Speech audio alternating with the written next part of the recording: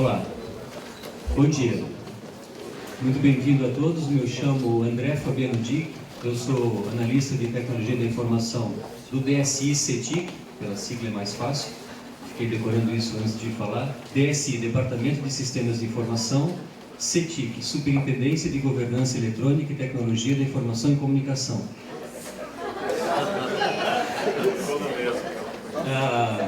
A responsabilidade pelo mundo institucional, o Daniel vai dar uma retrospectiva e vai falar em que momento isso veio para o atual CETIC, que na época se chamava NPD, Núcleo de Processamento de Dados.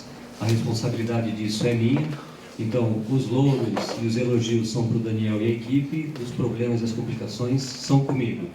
E aí, em 2006, eu comecei a participar disso. Tive a oportunidade na época de conhecer o Daniel, o Alexandre, o professor Nereu, e em seguida isso veio por uma decisão da reitoria para a CETIC cuidar da infraestrutura e centralizar esse trabalho com o gerenciamento da equipe de estagiários e os professores colaboradores que trabalham conosco. Daqui a pouquinho eu converso um pouquinho mais para falar um pouco da nossa integração interna dos sistemas acadêmicos que nós utilizamos com o Moodle. Nós temos várias instalações institucionais para atender grupos diferentes. E o Daniel conta a história para vocês. Obrigado.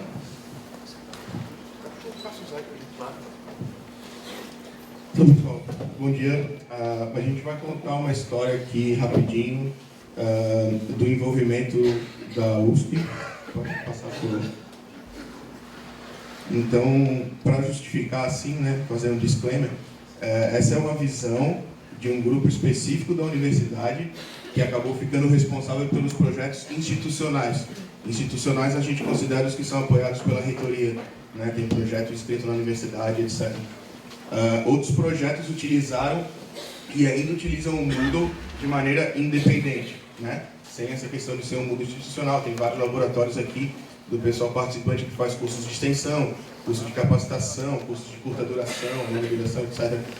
O próprio pessoal do LED, que é o laboratório de ensino à distância, também continua trabalhando com o Moodle, né? Não pode passar daqui. Vamos lá então, pode, por favor. Então, tudo começou em 2004, no LabCal. Era um laboratório da matemática, laboratório de ensino de cálculo. Um aluno da física e uma professora. Esse aluno da física é o Alexandre Barcelos, que está aqui hoje, né? Profissional já, na época, com muita experiência na área de informática, né? Apesar de ser graduando na física, é uma pessoa muito para frente, que desencadeou todo esse processo de uso do Moodle na USP. A professora Albertina também.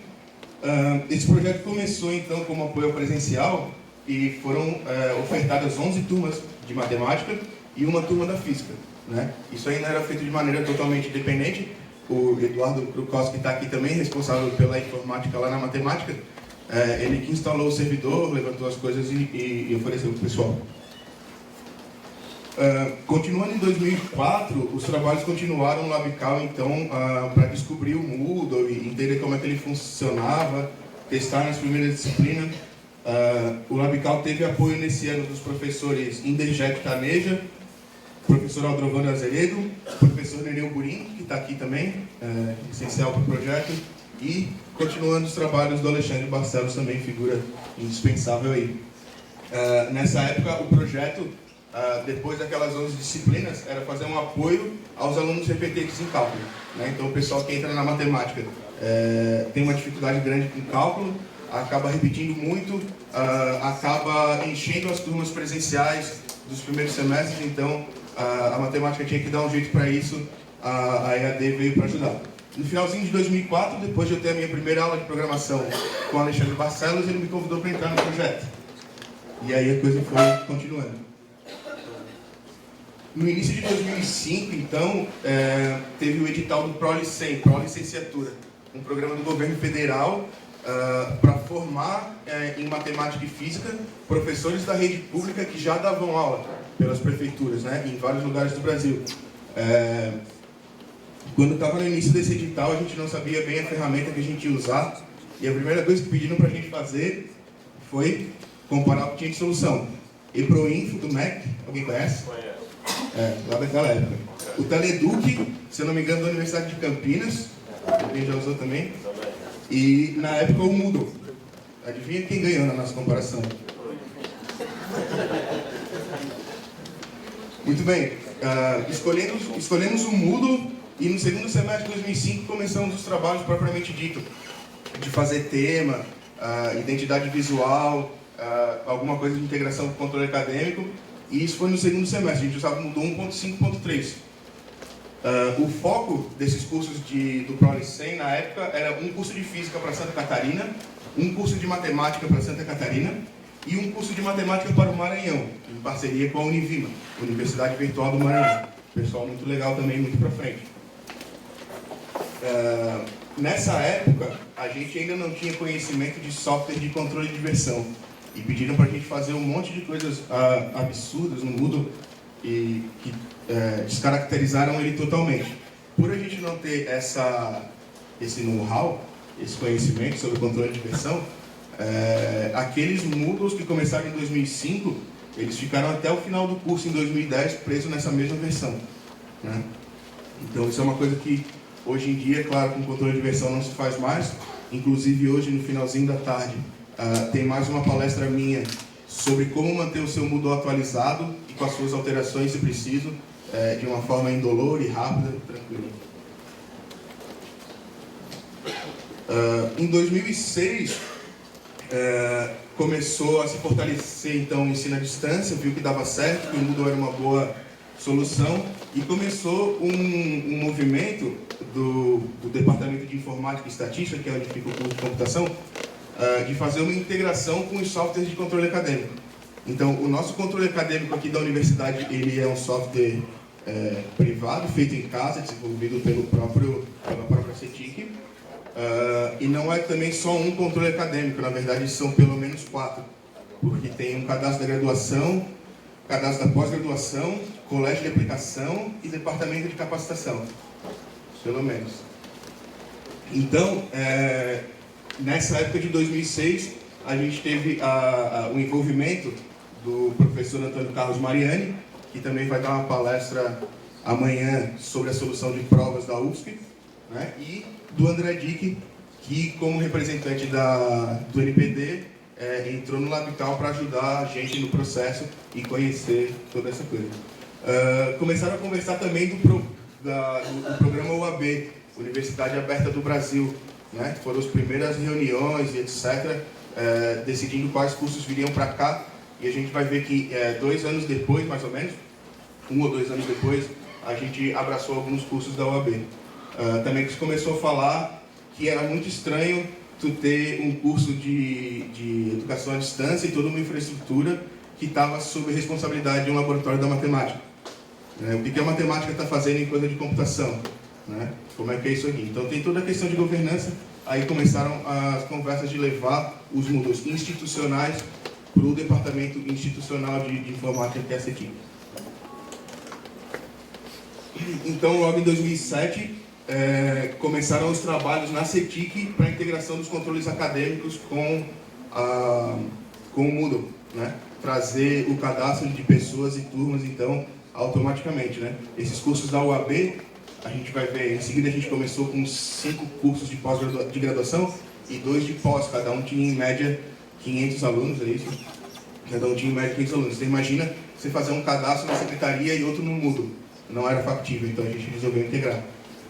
Nesse mesmo ano, eu ainda estava no Labical e falaram pra gente que eles iam trocar a direção do laboratório, né? Então ia sair o Alexandre Barcelos e ia entrar uma professora da matemática que ela era super difícil de tratar, por diversos motivos. Então o que a gente fez?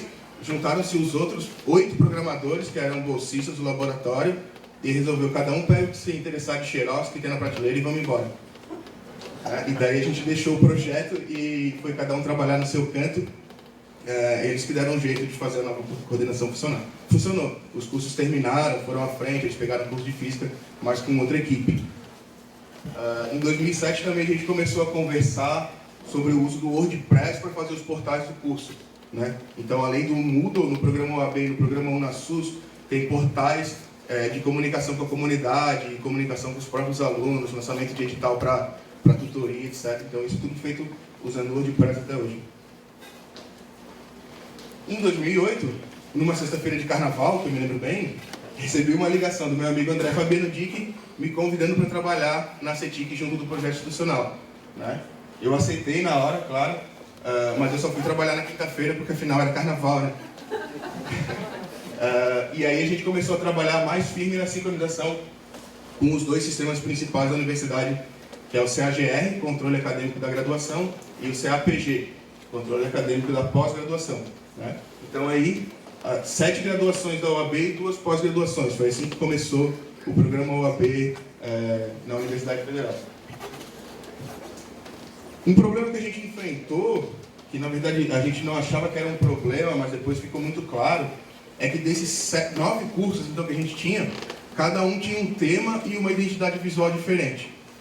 E não mudava só a cor, assim, não mudava um verde para um azul, mudava também a disposição dos elementos no Moodle. Alguns substituíam os blocos por menus suspensos, outros trocavam os blocos de lugar. E aí a gente viu que, além de ser um esforço técnico e de design muito grande, né, que era um problema sério para o pessoal da capacitação, né? Porque quando você vai dar uma capacitação para um curso, e ele é de um jeito e para o outro é de outro, isso você tem que fazer basicamente 2 capacitações. E gravar material, e gravar tela, isso tudo dá um baita de um trabalho. Então essa ideia de ter um tema diferente para cada curso não durou nem 6 meses, né? A gente já chegou com argumentos técnicos e mudamos, e aí fizemos um tema institucional da universidade. Em 2008 ainda, a gente então usava o Moodle 1.8.7 e a gente teve o nosso primeiro patch, a nossa primeira alteração aceita no código do Moodle, né? Qual que foi esse problema? A gente encontrou um problema no Moodle na época que se o usuário bloqueava o recebimento de e-mail, ele bloqueava 100% mesmo. Tu ia lá pedir uma senha por e-mail e ele não te enviava. Eu quero bloquear o e-mail e bloqueei tudo, né? Então isso é um problema, né? Pelo menos o e-mail da senha tem que ir. Então foi a primeira coisa que a gente corrigiu no nosso Moodle, botou em produção, e em paralelo foi lá no tracker.moodle.org e convenceu os caras que eles tinham que mudar isso aí, né? Então o Git foi uma ferramenta que permite a gente fazer isso. A gente muda pra gente e envia para os caras e eles colocam na versão a hora que eles puderem. Em 2008, então, também estava começando o projeto, a gente ganhou 2 máquinas.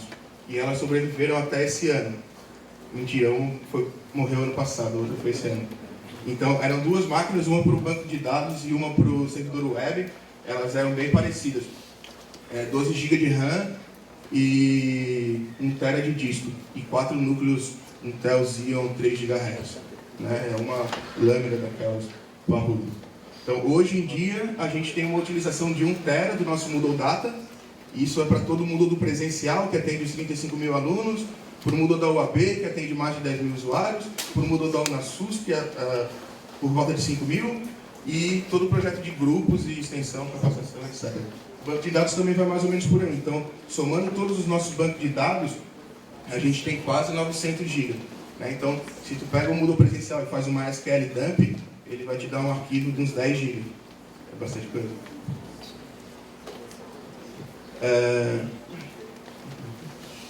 Em 2009 a gente migrou para o Moodle 1.9 e começou a oferecer o Moodle para apoio ao presencial.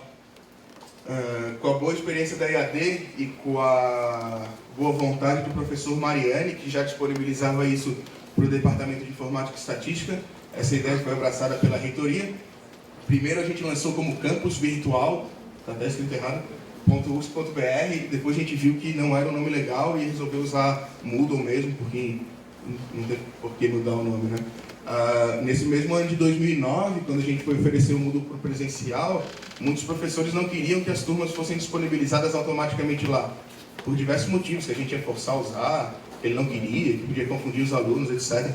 Então a gente desenvolveu o bloco CAGR, né? O bloco do controle acadêmico da graduação. Então o que esse bloco faz?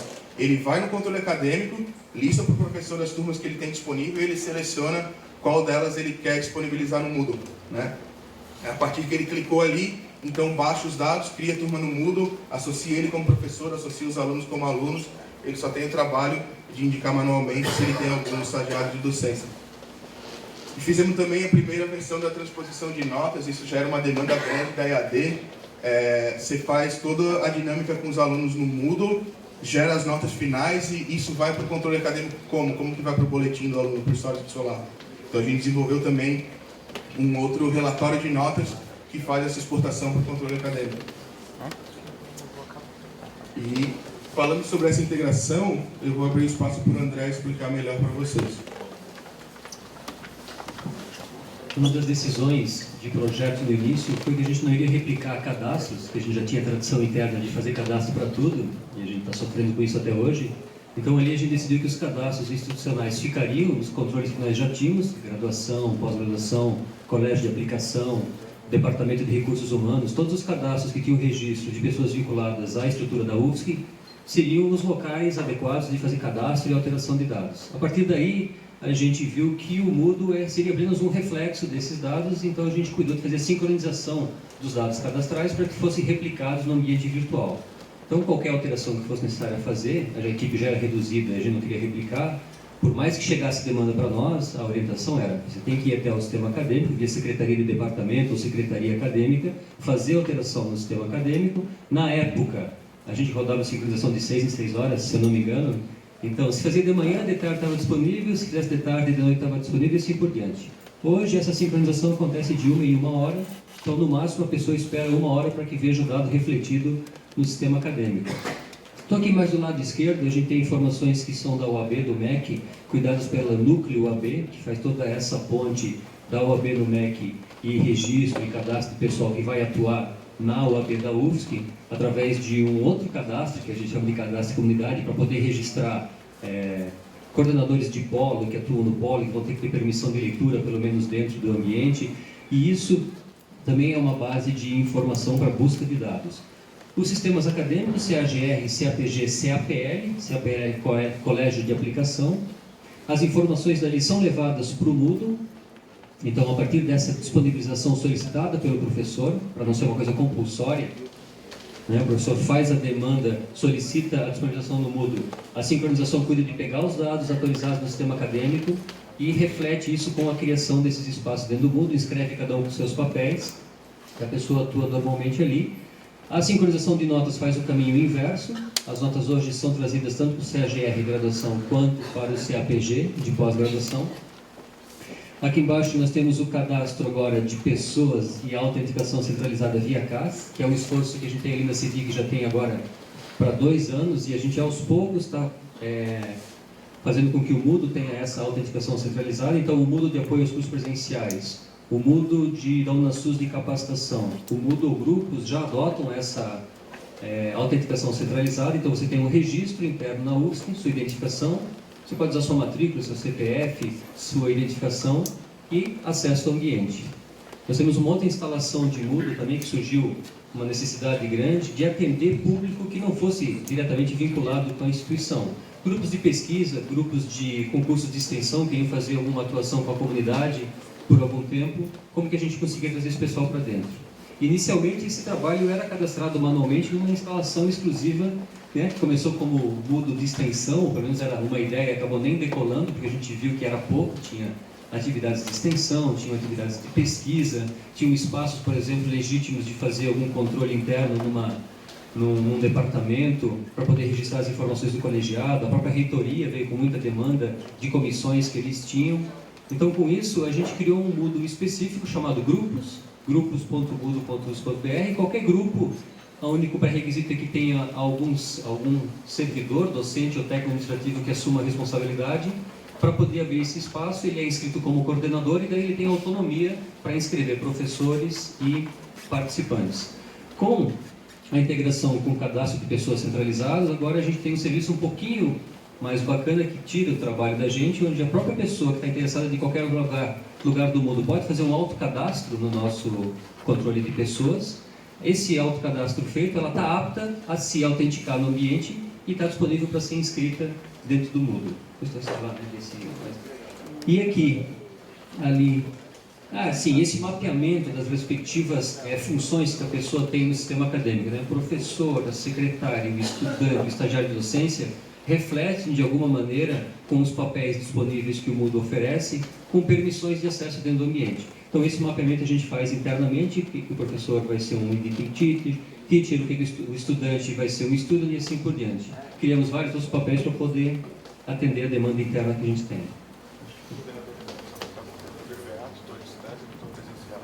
A gente tem um outro cadastro que a gente chama de cadastro especial no CAPG, e para o CAGR a gente conseguiu tornar uma coisa um pouquinho mais genérica, que é o cadastro da comunidade. E ali a gente cadastra papéis do tipo vinculados à UAB, Universidade Aberta do Brasil, e à UNASUS, Universidade Aberta do SUS, que são os coordenadores de AVA, os tutores UFSC, os tutores Polo, os coordenadores de Polo, secretário de curso. E o coordenador de AVA foi algo que a gente viu de necessário desde o início, em particular nos cursos à distância, que cada curso que chega para conversar com a gente, para ver se tem infraestrutura e disponibilidade para oferecer curso à distância, o que eles precisam oferecer ou como eles precisam se preparar.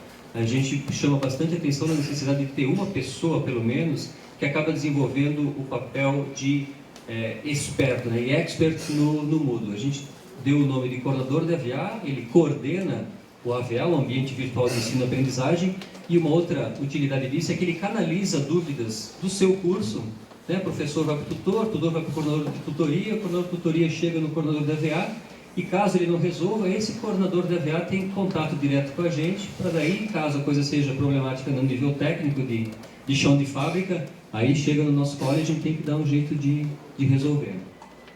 Beleza? Na setinha vai. Sim. Como a gente fez esse mapeamento do nosso controle acadêmico com a estrutura que o Moodle oferece?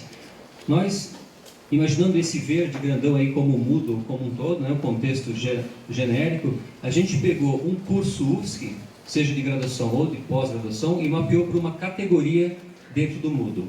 Então aqui, do lado esquerdo, nós temos matemática, biologia, contábeis, que são cursos oferecidos pela UFSC, e abrindo eles lá naquela bola maior, com que cor é aquela? Um lilás? Ali então eu tenho um curso UFSC representado como uma categoria do Moodle. Nessa categoria mais genérica ali, a categoria do Moodle, a gente escreve os coordenadores, os designers instrucionais, convidados no curso, que a gente viu que essa demanda chegou. E aí eles têm, uma vez inscritos na categoria, acesso a todos os contextos menores dentro do Moodle. Dentro de cada categoria, a gente acabou fazendo subdivisões em edições. Os cursos à distância não são contínuos, eles têm um projeto, tem uma duração de 4 anos, por exemplo, e se eles querem novamente editar esse curso, eles oferecem o que nós cunhamos internamente na CETIC como uma nova edição. E aí os cursos se chamam de nova turma. Então essa questão da semântica, do que as palavras significam, é sempre um bom tempo de qualquer reunião de conversa entre as equipes para saber o que a gente está conversando. Então a gente criou uma subcategoria com as edições, e ali dentro a gente coloca as fases oferecidas, primeira fase, segunda fase, terceira fase, não, tudo subcategoria, e aí sim, numa categoria mais genérica, cada curso Moodle corresponde a uma turma do sistema acadêmico. Então, para a gente identificar exclusivamente uma turma para nós aqui, eu preciso do código da disciplina, do código da turma e o período em que essa turma é oferecida. 2014-2 nós estamos. No caso dos cursos de pós-graduação, no CAPG, não havia, ou não há ainda, essa identificação de turma que nem no controle acadêmico. Então, para poder usar a mesma estrutura de campos, código da turma, código da disciplina, da turma e o período, nós usamos o código do curso de pós-graduação, colocamos ele como código da turma e acrescentamos no final se é especialização, se é mestrado, se é doutorado. ES, MEDO, com isso a gente consegue pontualmente saber qual disciplina que se trata. Fechou?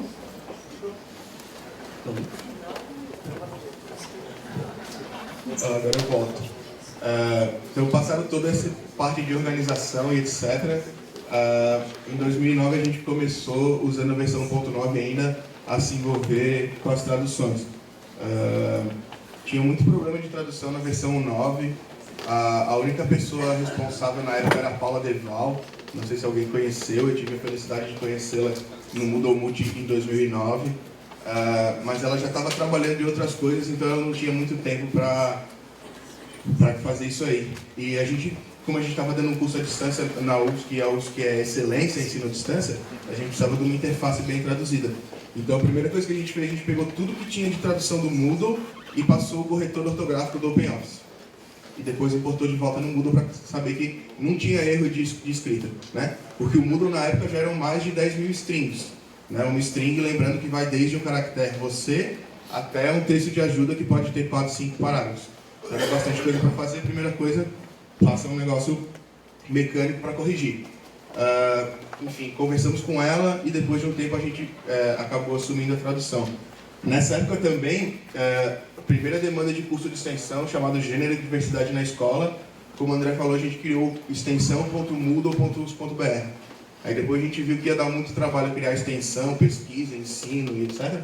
A gente juntou tudo num que chama grupos, né? Em 2009, a gente também, isso aí é a parte mais técnica, a gente trocou um software chamado Subversion, que é de controle de versão, para usar o Git, que é muito mais legal e poderoso. Então a gente começou, o primeiro patch aceito foi em 2008, e em 2009 a gente já teve 12 patches aceitos, então foram 12 correções ou adições que a gente colocou no código do Moodle nessa época.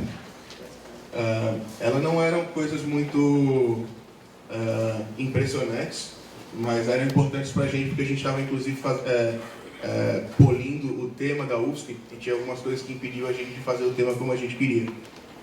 Um primeiro erro é que a seção 0 do curso, você podia botar ela como destaque ou não. Isso é um comportamento que só funcionava com a Ajax e não era para funcionar. Então a gente foi lá, corrigiu e mandou para eles. Depois tinha um paginador que tinha links de próximo e anterior, né? A gente queria estilizar esses links com CSS, só que a gente não tinha como selecionar eles. Então a gente foi duas palavrinhas no código, uma em cada lugar, para a gente poder selecionar aquele elemento e substituir uma setinha por uma imagem mais legal. A mesma coisa na caixa de busca. Depois a gente notou que tinha, num módulo que eu não lembro qual, tinha um require, uma inclusão de código que era problemática, então se abrir uma página do Moodle ele quebrava, a gente descobriu o que era e corrigiu. Na importação dos cursos, a ordenação, o campo sort order, se eu não me engano, ele não era considerado, né? A gente viu isso aí também importando cursos e corrigiu. Isso aí foi trabalho de longo de... Cada um desses aí demorou, sei lá, um mês para fazer, não, uma semana para fazer e 6 meses para o pessoal olhar e aprovar. A gente descobriu também naquela época que o chat, ele não apresentava o histórico das sessões que só tinha um usuário. E às vezes isso é importante para o professor, porque o chat está aberto, entra um aluno, fala alguma coisa, tipo, tem alguém aí? Eu estou com uma dúvida. E sai. E daí isso não aparecia no histórico, né? Foi um problema que a gente viu. Mais coisas com ordenação de curso, criação de categoria, item de nota, coleção. Então, eles corrigiram bastante agora o livro de notas, né? Naquela época a gente já encontrava problemas e corrigiram. Seguindo em frente, em 2010 a UAB cresceu, então passou de 7 graduações para 12 e de 2 pós-graduações para 5. Também começaram os primeiros cursos da UNASUS. Saúde da Família. Isso, obrigado, Márcia. E aí a gente começou a dar os primeiros passos no Moodle Provas. O Moodle Provas vai ter uma sessão amanhã, né? Foi uma demanda que a gente tinha porque a UAB tem polos no Brasil inteiro, inclusive Roraima. Aí as provas demoravam 3 meses para vir de Roraima, demanda da Andréa Fiala, que estava no canto. E perdia a prova, extraviava, demorava para voltar na nota, então tinha que ter uma solução online, em tempo real, e a gente desenvolveu. Bom, em 2010, em novembro, foi lançada a versão 2.0 do Moodle. Em dezembro já foi lançada a primeira correção, 2.0.1. O Moodle migrou de um sistema de controle de versão que eles usavam antiquíssimo, chamado CVS, para o Git. Isso foi bom para a gente, né? Então a gente já tinha migrado para o Git em 2009, agora o Moodle migra também. E foi o primeiro ano que eu participei como palestrante no Moodle Multi. Eu dei uma palestra mais ou menos parecida com a do CMEI, que foi mostrando o tracker, mostrando a wiki, mostrando o nosso fórum da comunidade no Moodle.org, etc. Aí está o endereço do SlideShare. Endereço do SlideShare para quem quiser ver. Então, em 2010, aquele Moodle que era de extensão passou a ser o Grupos, e a gente começou a discutir a questão de utilizar HTTPS, que é a conexão segura, conexão cifrada, né? Para que é isso? Se você conecta por HTTP normal e digita lá password e senha do seu Moodle, né? Se tem alguém malicioso no meio da rede, na Wi-Fi, ele pode capturar a sua senha, porque ela sai do seu computador e vai em texto plano, que a gente chama, até o servidor. Em 2010 a gente aplicou a camada de segurança da HTTPS, o SSL. O que ele faz? Ele embaralha a informação antes de sair do seu computador, chega no servidor e só o servidor sabe desembaralhar, né? Então isso foi uma questão de segurança importante. Em 2010 a gente baixou o ritmo de desenvolvimento. Em vez de 12 a gente teve só 3 patches aceitos. Pode ser menos desenvolvimento ou menos problema no mundo também, né?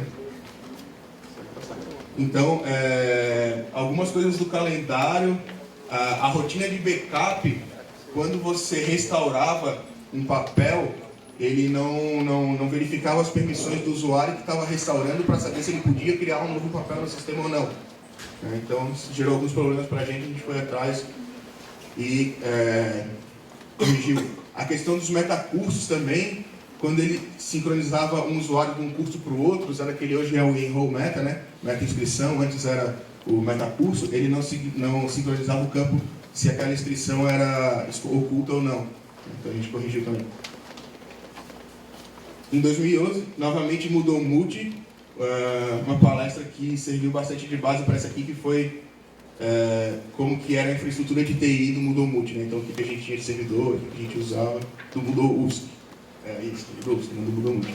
Nesse ano de 2011, a gente desenvolveu um módulo para o Unasul chamado Diagrama de Ishikawa, né? Um diagrama espinha de peixe. Foi um projeto bem legal, que gerou um plugin para o Moodle 9 na época ainda, que infelizmente não foi atualizado para o 2.0. Em 2012, a gente começou então no curso de computação e sistemas a oferecer um plugin do Moodle que chamava Online Judge, né? Esse plugin permite que os alunos façam um algoritmo, escrevam um algoritmo e enviem para o Moodle, né? O Moodle vai ter um serviço que ele compila e executa esse algoritmo e testa a saída, né? E aí você consegue passar o exercício de programação para o aluno, o professor desenvolve casos de teste e sai a nota automática. Isso foi em 2012. Aí, ultimamente, a gente passou a usar o Virtual Programming Lab. O Virtual Programming Lab é uma evolução do Online Judge. Vai ser tema de palestra também amanhã, se eu não me engano, no período da tarde, pelo professor Gia Martina, aqui do Departamento de Informática Estatística. Em 2012 também, então, o Moodle.org passa a funcionar exclusivamente em HTTPS, conexão segura, e a gente também, né? Então, a gente conseguiu meios de institucionalmente comprar um certificado, instalar no servidor e fazer funcionar. Então, todos os nossos Moodles, não só o login, mas toda a comunicação do navegador de vocês com o Moodle da UFSC, com o Moodle da UAB, é toda cifrada e criptografada, então é seguro, nem a NSA abre. Em 2012 o Moodle fez 10 anos também, né? Esse foi um marco legal. Uma mudança técnica em 2012, a gente começou a usar o Nginx, ou Nginx, que é um outro servidor que, diferente do Apache, ele é muito rápido e muito leve. Para balancear um pouco a carga, a gente começou a usar. Em 2012 também, como a gente... em 2010, a gente já estava falando de HTTPS, né? Então a gente descobriu que tinha um problema do Moodle, uma funcionalidade chamada Custom Scripts, que não funcionava com a HTTPS, né? Em 2012, quando a gente implantou e o Moodle implantou, aí eles olharam o bug e corrigiram. Então, ficou 2 anos lá no limbo, mas no final das contas foi aceito. Em 2013, ano passado, então no começo do ano passado, a gente começou a migrar os cursos da UAB e da Unasus para o Moodle 2.0, eles ainda usavam a versão 1.9 mais atual, né? Como são cursos de 4 anos, eles têm uma duração fixa na UAB pelo menos, e tem todo um processo de capacitação dos alunos, dos professores, dos tutores, a gente resolveu, nesse momento, só os cursos novos da UAB entravam no Moodle 2. Os que estavam no Moodle 9 continuaram no Moodle 9 até acabar, ou só as turmas novas passaram. Um outro software que a gente usava o Gitorials, ele é semelhante ao GitHub, né? É um repositório de código via web para a gente fazer a gerência. A gente passou a usar o GitLab, que é outro projeto. Também a CETIC começou a melhorias nos processos de suporte da superintendência como um todo, e o Moodle acabou entrando nessa jogada, porque todo o nosso suporte era feito através do e-mail suporte@moodle, e isso dava um trabalhão. Agora a gente tem filas de demandas, né? Está na fase de transição para regular isso aí. E ano passado a gente teve 2 links aceitos também, um Para quem recebe notificações do fórum em texto plano, em vez de HTML, faltava um link. E para o pessoal que usava o Web Service, então a gente estava começando a usar o Web Service para integrar com o Moodle, tinha uma função que ele não retornava em Dynamic. E agora, finalmente, a gente chega em 2014. A gente fez uma reestruturação do Provas Online para deixar ele menos dependente da nossa arquitetura e poder oferecer para vocês. Teve um pessoal de algumas universidades comentando no começo do ano, conversando com a gente. E a nossa ideia é lançar amanhã, publicamente, esse plugin de provas. Os que também, como o André comentou, a gente entrou na autenticação centralizada. Então, a nossa base de dados, ela não grava mais senha de ninguém, não tem uma senha exclusiva para o Moodle. Isso é tudo responsabilidade do CAS, que é o sistema usado para autenticação na CETIC.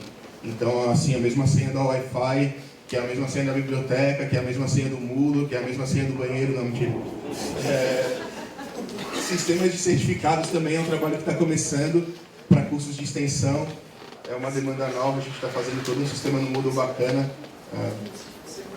Inscrição em massas também, o SCCP é um outro sistema de cadastro que a gente tem. Então, para o professor poder criar um curso no Moodle Grupos, selecionar um pessoal, esteja ele cadastrado ou não, ele vai lá na SCCP, cadastra o cara no Moodle, manda um e-mail avisando, escreve o cara no curso, etc. Em 2014 também, como o pessoal lançou a 2.7 em maio, e a 2.7 é uma versão com suporte estendido, vai ter suporte por 2 anos, eles aceitaram um monte de patches nossos que estavam pendentes. Então foi mais um ano que a gente conseguiu uma dúzia de patches aceitos.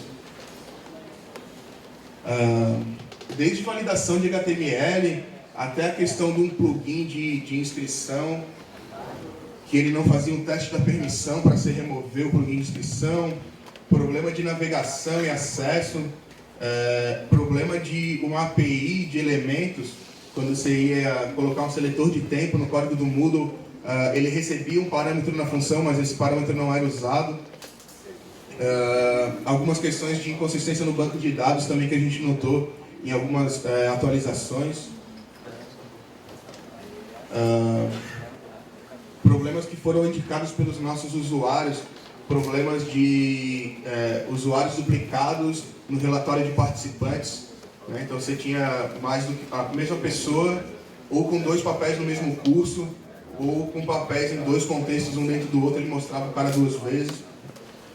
Falta de índice e de verificação de unicidade no banco de dados, mais validação de HTML, o módulo database, que quando você selecionava a data final, ele só permitia escolher o dia, o mês e o ano, ele não permitia escolher nem a hora, nem o minuto, então a gente trocou isso. E uma permissão para o admin também poder fixar o idioma do link de documentação que fica embaixo do Moodle. Tem um patch pendente ainda, que é metade da nossa equipe e metade é uma parceria com o André e a mim, da Acros, que está aí, que a gente sentiu falta do campo introdução no módulo lição, né? Então no quiz tem uma introdução, no assignment tem uma introdução, todo mundo tem introdução, menos o tadinho do lição. E a gente foi lá e colocou e teve toda uma discussão, então ele já foi revisado também umas 3 vezes e está lá na lista do pessoal, as chances de aparecer na 2.8.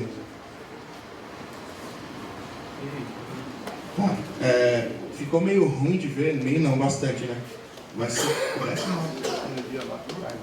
isso aqui é a última foto de uma das máquinas que a gente ganhou em 2008. Né? Ela foi aposentada esse ano porque um dos discos rígidos começou a dar pau e falhar, e daí o banco ficava lento. Essa era a máquina que segurava todo o banco de dados de todas as instalações do Moodle. E daí algumas consultas ficavam lentas, você ia lá, não tinha carga no servidor, de madrugada acessando, ficava lento. A gente foi descobrir, era um dos discos rígidos que tinha envelhecido, já tinha passado do ponto. Essa foto aqui é legal porque ela mostra, lá está melhor, mas está pequenininho, ela mostra nessa 4ª linha de baixo para cima que a máquina ficou 1014 dias sem ser desligada. Né? Então essa é a nossa disponibilidade aqui no Moodle USP. A gente está atrás dos 5 novos, né? 99,999%.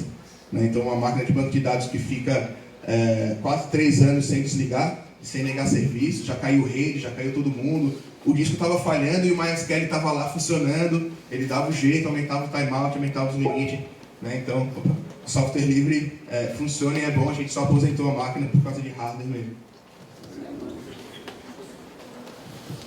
Mais algumas coisas de 2014, então, como essas máquinas físicas acabaram cansando, se aposentando, a gente passou por um processo de virtualização que já tinha começado ano passado, trabalhar com máquinas mais velozes, com storage de disco de estado sólido, esse tipo de coisa.